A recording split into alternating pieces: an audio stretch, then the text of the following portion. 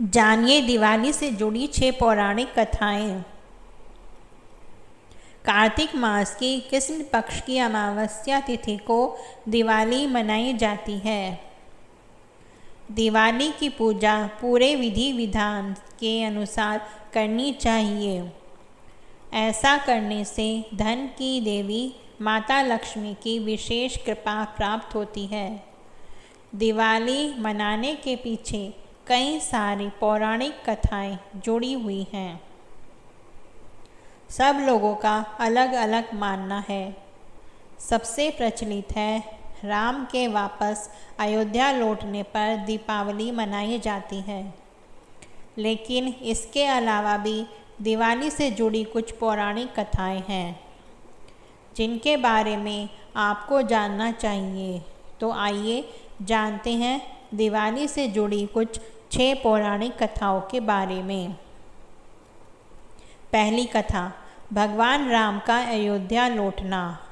भगवान राम जब माता कैकेयी द्वारा दिए गए 14 वर्ष के वनवास को पूरा करके और रावण का वध करके वापस अयोध्या लौटे थे, तब उनके आने की खुशी में लोगों ने घरों में दीपमालाएं सजाई थी और इसी खुशी में दिवाली मनाई जाती है।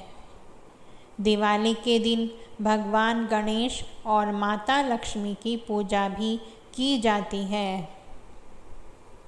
इस दिन लोग अपने घर अच्छी तरह से साफ सफाई करते हैं और अपने घर के मुख्य द्वार पर रंगोली भी बनाते हैं। साथ ही पूरे घर को दीपों से सजाया जाता है और माँ लक्ष्मी के आगमन का स्वागत करते हैं। दूसरी कथा, लकड़हारे की नासमझी।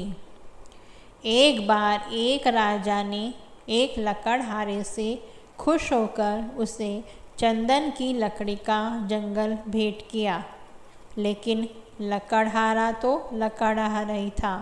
उसने चंदन के जंगल में से चंदन की लकड़ियाँ काटी और उसे घर ले जाकर जलाकर भोजन बनाने के लिए प्रयोग करता था। जब राजा को यह बात अपने गुप्तचरों से पता चली तो उन्हें समझ आ गया कि पैसा सिर्फ मेहनत से नहीं, बुद्धि से भी हासिल किया जाता है। इसलिए दिवाली के दिन माँ लक्ष्मी के साथ भगवान गणेश जी की भी पूजा की जाती है, ताकि व्यक्ति को धन के साथ साथ उसे प्रयोग करने की योग्यता भी मिले। तीसरी कथा, लक्ष्मी जी और साहूकार की कथा। एक साहूकार था जिसकी बेटी हमेशा पीपल के पेड़ पर पानी चढ़ाने जाती थी।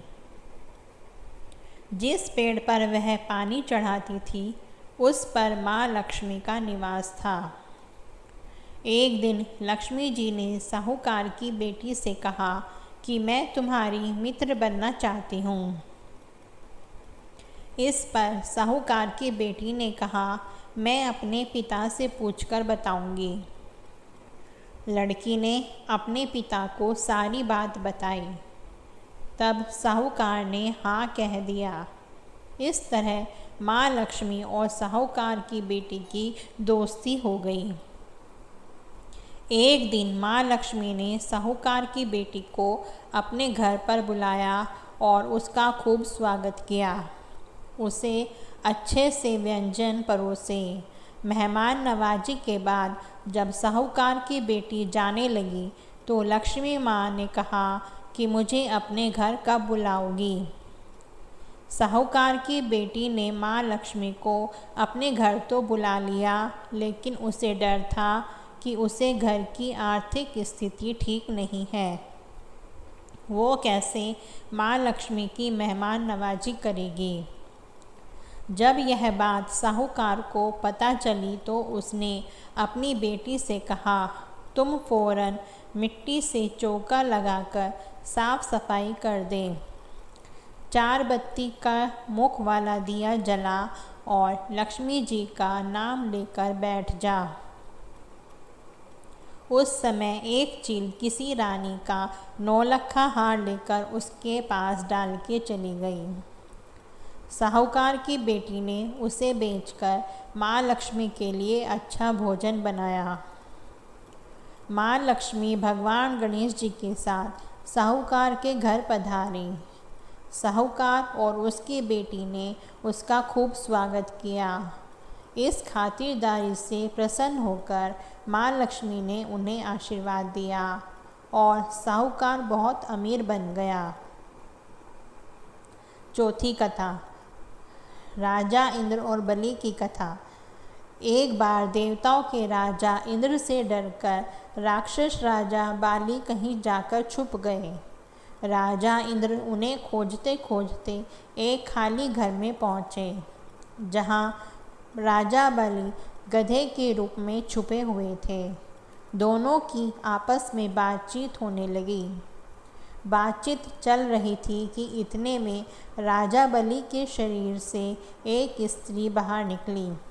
जब देवताओं के राजा इंद्र ने उससे पूछा तो स्त्री ने कहा, मैं देवी लक्ष्मी हूँ, स्वभाववश एक स्थान पर टिककर नहीं रह सकती, लेकिन मैं उस स्थान पर स्थित होकर रहती हूँ जहाँ सत्य, दान, व्रत, पुण्य, पराक्रम, तप आदि रहते हैं। जो व्यक्ति सत्यवादी होता है, ब्राह्मणों का हितैषी होता है, धर्म की मर्यादा का पालन करता है, उसी के यहाँ मैं निवास करती हूँ। इस तरह यह बात स्पष्ट है कि माँ लक्ष्मी केवल वहीं स्थायी रूप से निवास करती है जहाँ अच्छे गुणी व्यक्ति निवास करते हैं। पांचवी कथा, भगवान कृष्ण और नरकासुर की। कृष्ण भक्तों के अनुसार इस दिन भगवान श्री कृष्ण ने नरकासुर का वध किया था और इसी खुशी में भक्तों ने घरों में दीपक जलाए थे। इसलिए दिवाली का त्यौहार मनाया जाता है। छठी कथा, समुद्र मंथन की। जब भगवान विष्णु ने नरसिंह रूप धारण कर हिरण्याकश्यप का वध किया था और उसी दिन समुद्र मंथन भी हुआ था।